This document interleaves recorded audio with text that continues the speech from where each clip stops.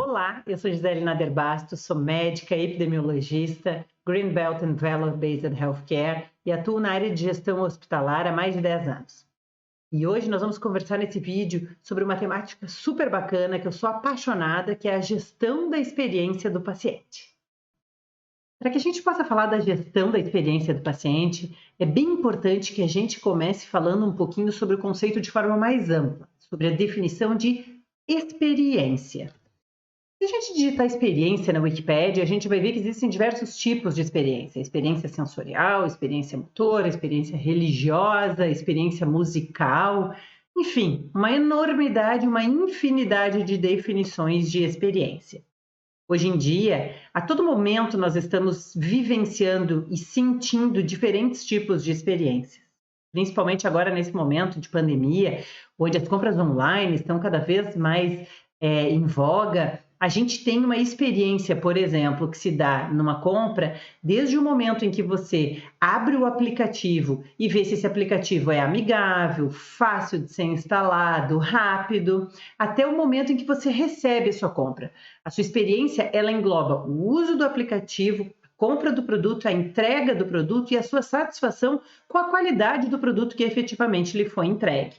Então, isso acontece dentro de um processo de experiência nas mais diversas áreas. Nós temos diferentes experiências com transporte aéreo, com transporte de Uber, com os aplicativos, com os restaurantes. Quando eu vou a um determinado restaurante, por exemplo, eu tenho a experiência que está relacionada ao cuidado que eu tenho e ao tratamento com o qual eu sou recebida pelos garçons e atendida, mas também uma experiência com o sabor, mas também uma experiência com a cozinha, com o maître, enfim, com uma enormidade de coisas.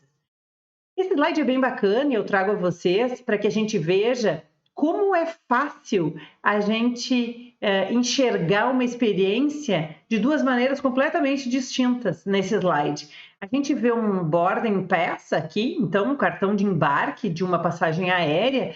Na parte superior da tela, nós enxergamos um cartão tradicional, poluído, com muitos números, o número do assento, a zona de embarque, o horário da partida do voo. E embaixo a gente vê um cartão boarding pass do tipo Lean, que a gente chama, muito mais utilizando infográficos que permitem facilmente que qualquer um, até uma criança, consiga identificar que o portão é o C23 e que o assento onde eu vou me sentar é o 7D, porque está inclusive marcado na aeronave com uma bolinha preta. O horário de partida, a data, enfim. Então, a metodologia Lean utilizada nesse boarding pass nos mostra como eu posso ter diferentes experiências mediante um mesmo objetivo comum, que é informar ao passageiro qual é o horário de partida do voo, onde ele deve estar e onde ele vai sentar durante a sua viagem. Bom, eu não poderia falar em experiência do paciente sem antes falar de um case de experiência, que é o case da Disney. Eu recomendo fortemente a leitura de vocês desse case da Disney, né? Porque ele traz vários conceitos que podem ser imbricados e devem ser atribuídos à área da saúde. Quando o pessoal estava construindo a Disney, né, foi sugerido que fosse construído dentro da Disney um prédio para administração, para que os administradores ficassem lá. E o Walt Disney falou: não, eu não quero ninguém sentado atrás de mesas, eu quero vê-los no parque, observando as pessoas, o que elas estão fazendo e a cada momento descobrindo como que vocês podem tornar a experiência mais prazerosa para essas pessoas. E durante a construção, ele falou para as pessoas que ele queria que elas se ajoelhassem, andassem ajoelhadas, baixassem a sua estatura. E vocês podem pensar, por que isso? Porque ele queria que quem estivesse construindo o parque tivesse a visão de todos os shows, de todos os espetáculos, de todos os brinquedos a partir da estatura de uma criança, de 2 anos, de 5 anos, de 8 anos e de um adulto. Porque efetivamente o objetivo maior do parque era fazer com que todos se sentissem acolhidos e que presenciassem os momentos de show e de espetáculo dentro da sua perspectiva com muita felicidade, tendo uma experiência positiva.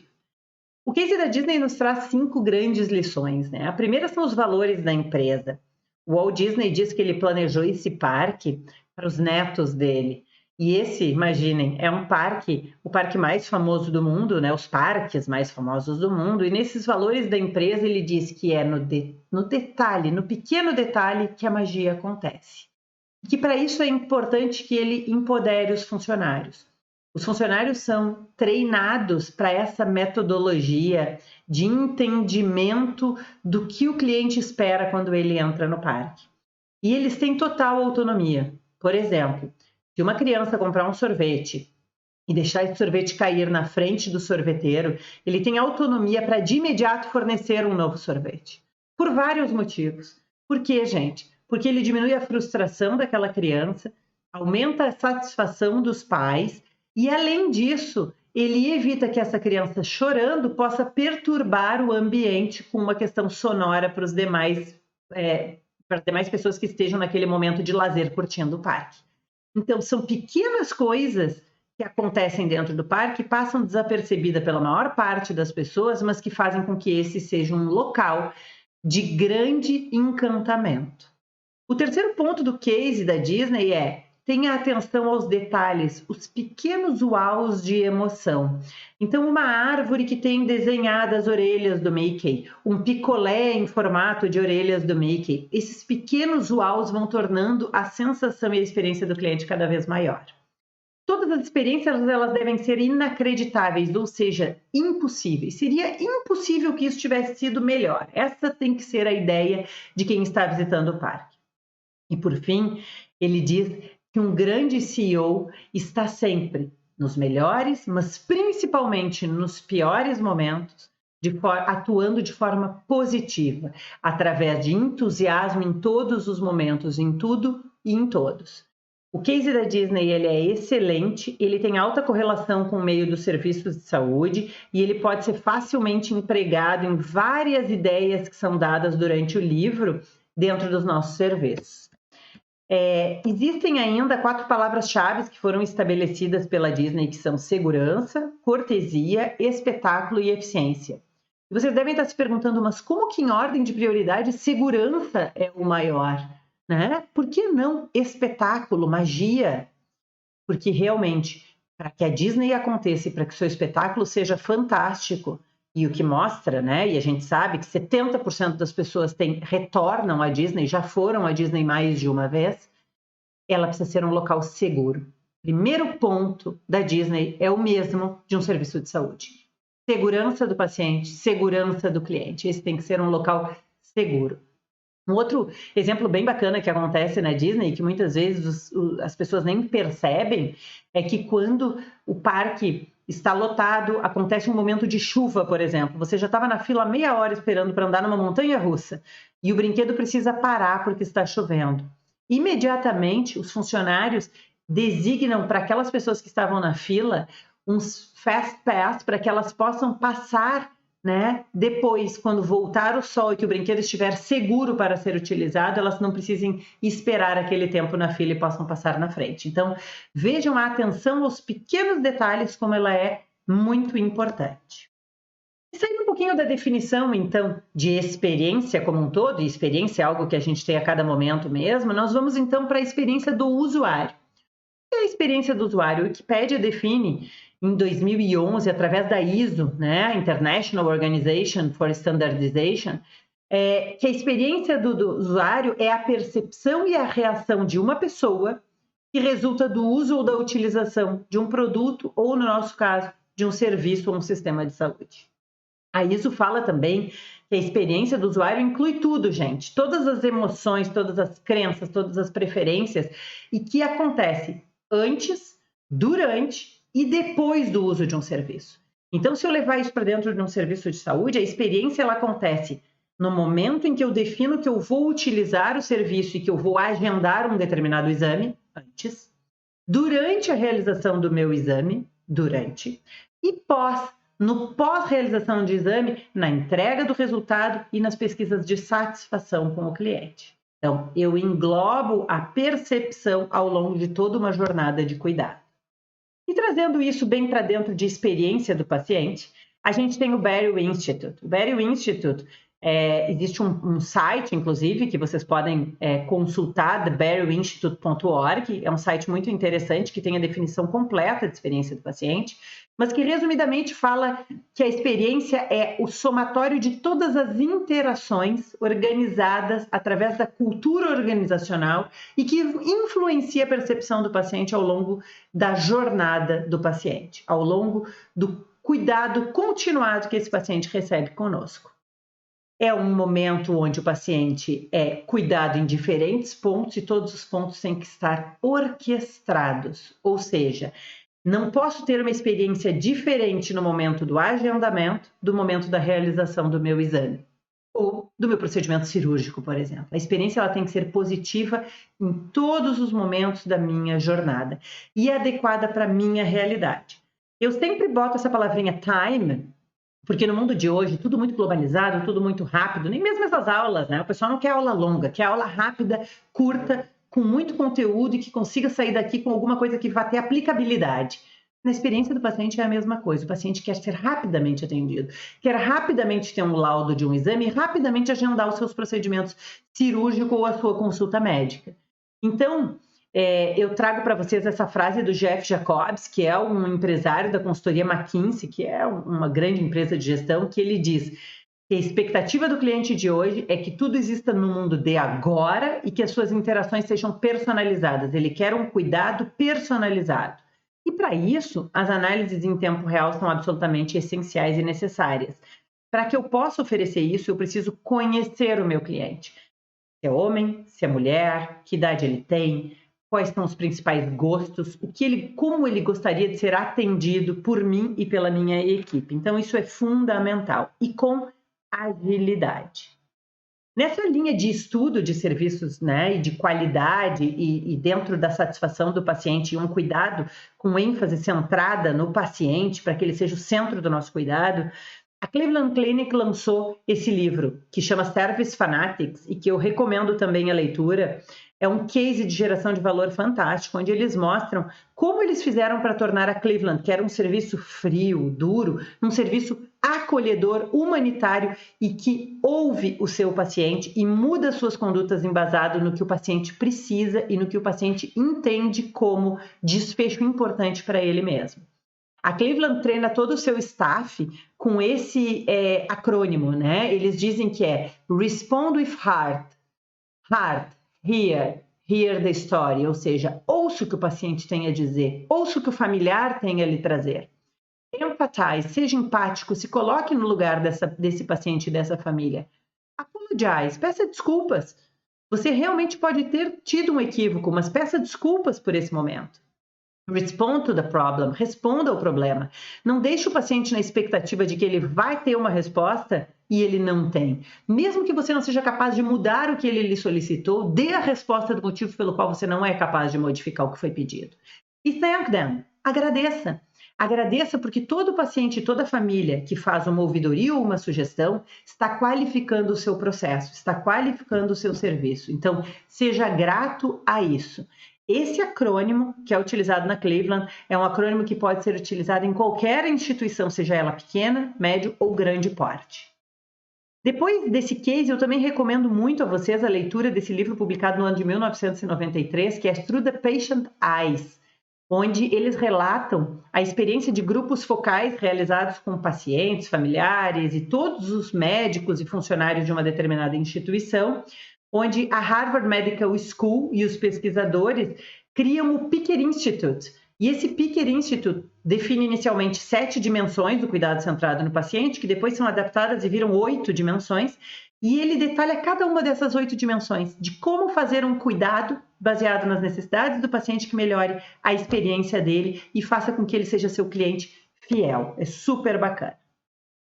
E aí vocês devem estar se perguntando, mas bom, Gisele, como é que eu faço para mensurar a satisfação do meu paciente? Como de forma objetiva eu posso fazer isso na minha instituição? Existe uma balança, né, gente? O paciente está no centro dessa balança e nós temos que ter bons resultados, nós temos que dar acesso aos pacientes, nós temos que ouvi-los, nós temos que ter desfechos em saúde bons, nós temos que ter um melhor cuidado, mas nós também temos que ter tudo isso a um custo acessível. Então, eu vou apresentar a vocês algumas coisas que podem ser implementadas que não dependem de muitos recursos financeiros, mas que podem melhorar a satisfação do paciente na jornada de cuidado dele, que são as ouvidorias, as pesquisas de satisfação e o comitê de pacientes. O comitê de pacientes é um pouquinho mais complexo e depende um pouquinho mais de recurso, mas hoje, com essa tecnologia e com os web meetings, a gente pode envolver a alta gestão do hospital, os funcionários e os pacientes e familiares em reuniões virtuais e ouvir. Ouvir, gente, por quê? Porque a experiência de um paciente e de uma família traz muito, um olhar completamente diferente daquele de quem está prestando assistência lá na ponta. Assim como na Disney, o Walt Disney dizia que eles deveriam andar pelo parque para descobrir como encantar as pessoas, da mesma forma, na instituição de saúde nós temos que fazer. Nós temos que sair dos andares altos, dos andares administrativos e descer para a base, para o chão de fábrica, que a gente chama, que é onde o paciente está sendo atendido, e ver quais são as necessidades da nossa equipe para que ela também se sinta satisfeita, porque uma equipe satisfeita trabalha melhor e proporciona uma melhor satisfação para os seus pacientes. E a constituição do comitê de pacientes é uma boa estratégia. A gente ouve o paciente, ouve os nossos funcionários e consegue implementar medidas de melhoria para todo mundo. Bom, e nesse sentido de medidas que não são custosas, nós podemos ter um setor específico destinado para ouvidorias, né? Esse setor receberia não só as ouvidorias, reclamações, como também os elogios, as sugestões. Ou seja, eu consigo ter no mesmo local o recebimento de várias informações que vão me qualificar. É importante que já se saiba quem vai ser o responsável por cada um dos retornos. Por quê, gente? Porque se eu faço uma reclamação ou uma sugestão, eu quero ter um retorno. Eu não posso ficar no vácuo, como a gente diz. E aí é fundamental que se estabeleça um prazo e que esse prazo seja cumprido. Idealmente, nós trabalhamos com 72 horas de resposta. É o tempo que a gente tem para analisar uma ouvidoria, ouvir todos os envolvidos naquela ouvidoria e dar um retorno ao cliente. E esse retorno, idealmente, deve ser de forma presencial ou por via telefônica, para que a pessoa também se entenda como sendo relevante o seu questionamento, a sua sugestão ou a sua reclamação. E nós podemos classificar as ouvidorias em três grandes grupos. São as ouvidorias que são pertinentes, realmente o cliente ele tinha razão em estar colocando aquele ponto de vista, e aí nós vamos dizer para ele que nós vamos ter um plano de ação de melhoria para isso, e já explicamos como isso vai funcionar. Nós podemos ter uma ouvidoria que em partes é pertinente, há um fundo de razão, mas também há outros comemorativos que fazem com que não seja bem a completa verdade o que aconteceu naquele dia ou naquele momento, daquela experiência. E nós temos as ouvidorias que não são pertinentes. E aí vocês vão dizer, mas como pode um cliente não ser pertinente uma reclamação?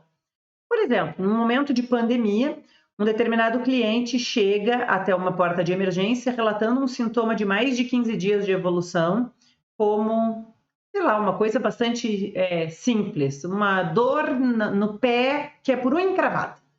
E esse cliente espera 2 horas para ser atendido. E ele faz uma reclamação em uma ouvidoria de que demorou muito para ser atendido.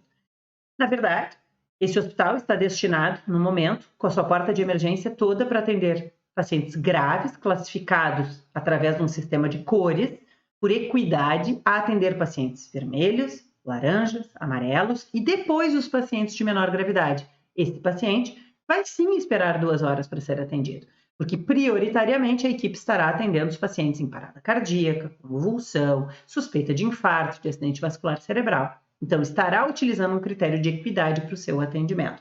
E essa poderá ser uma ouvidoria não pertinente e o cliente será informado sobre o motivo pelo qual houve a demora. Quando a gente fala de pesquisa de satisfação, esse é um exemplo do HCAHPS, que é o Hospital Customer Assessment of Healthcare Providers and Systems, que é um sistema, o HCAHPS, de um formulário padronizado que é aplicado nos hospitais americanos. Super bacana. Claro que ele tem uma limitação porque ele só funciona para pacientes internados. Eles aplicam 48 horas após a alta, tá?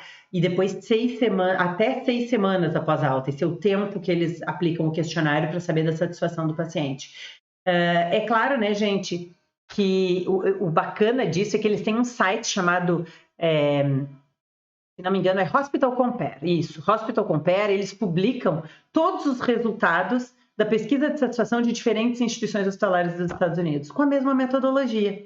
Uma pena que não tem essa pesquisa para pacientes ambulatoriais, mas eu super recomendo também que vocês deem uma olhadinha no Hospital Compare. E ele tem vários domínios. O paciente é perguntado no seu pós-alta sobre como é que foi a comunicação, como é que foram as orientações da alta, como é que foi com a enfermagem, como é que foi com a assistência médica, controle de dor, e ele consegue reportar e classificar numa escala também Likert ali, né, de graduação, como foi a satisfação dele. Aqui no Brasil nós não temos o HCAHPS, nós utilizamos a maior parte, né? Tem alguns locais que até usam o HCAHPS traduzido, porque existe a versão em português, mas a maior parte dos hospitais, eles utilizam o Net Promoter Score. Por que o NPS, gente?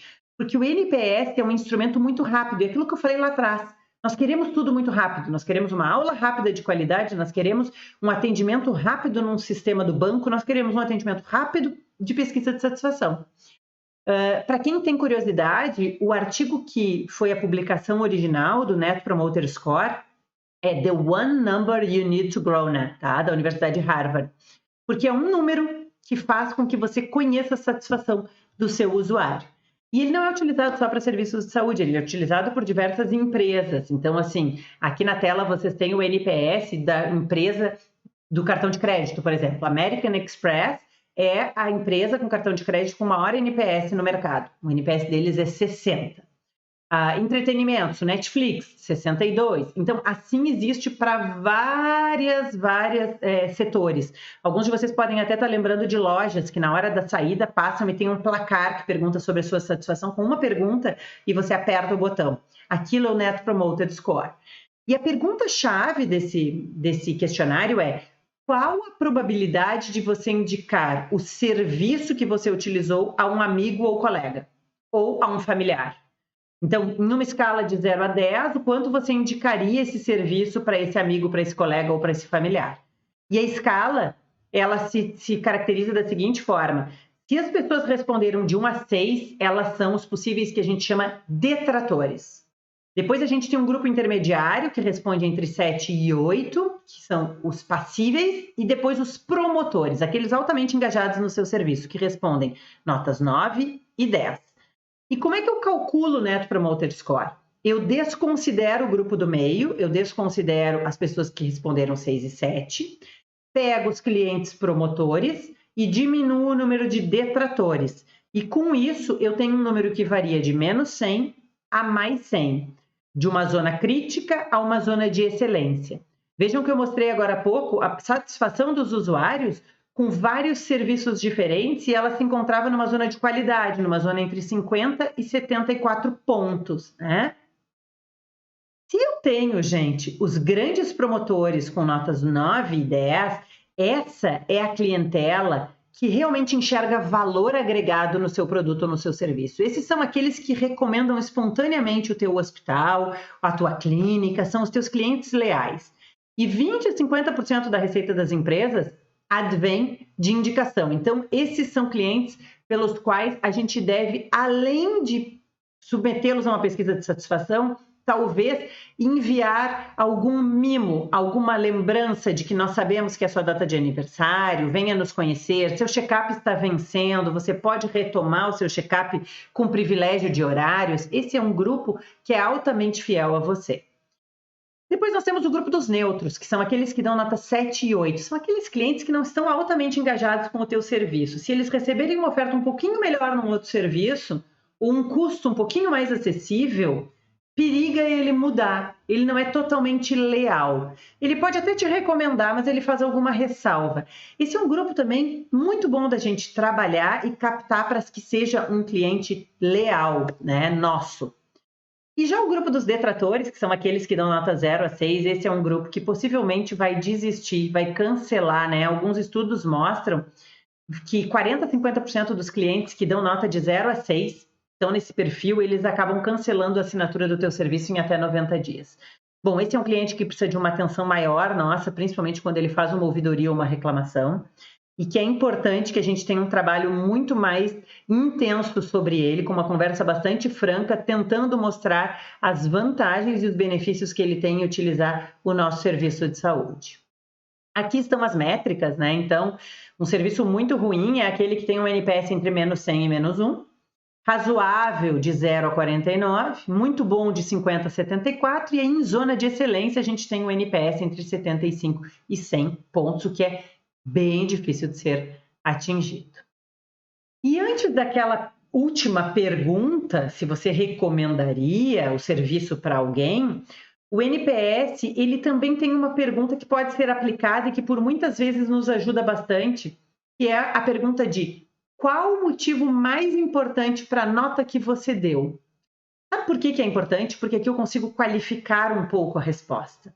Então eu consigo ver se esse cliente realmente quis ficar comigo porque a equipe médica o atendeu muito bem, porque o tempo de agendamento foi rápido, porque a recepção foi muito cortês. Então é bem importante, eu consigo qualificar a resposta. Então se eu puder, se eu tiver a possibilidade de aplicar mais uma pergunta, eu recomendo a inclusão desta pergunta no final. Bom, gente, terminando, eu vou fechar com uma frase do diretor da Disney, né? Não poderia ser diferente, eu sou fascinada pelo case da Disney. E esse case da Disney, o diretor diz que cada contato com o cliente é uma chance de conquistá-lo ou de perdê-lo. E assim é nos serviços de saúde. Isso acontece conosco, no nosso dia a dia. Eu espero que vocês tenham gostado desse vídeo. A experiência do paciente é algo encantador, fascinante. A gente tem cada vez mais que olhar para isso. A intenção do vídeo foi mostrar para vocês que com recursos muito simples, pouco onerosos, a gente é capaz de ouvir o paciente, de mensurar a sua satisfação, de saber quais são as suas expectativas e com isso mudar a qualidade do cuidado que a gente vem oferecendo. Se vocês acharam que esse é um conteúdo relevante, que pode ser aplicável para outras instituições, fique à vontade para compartilhar esse vídeo.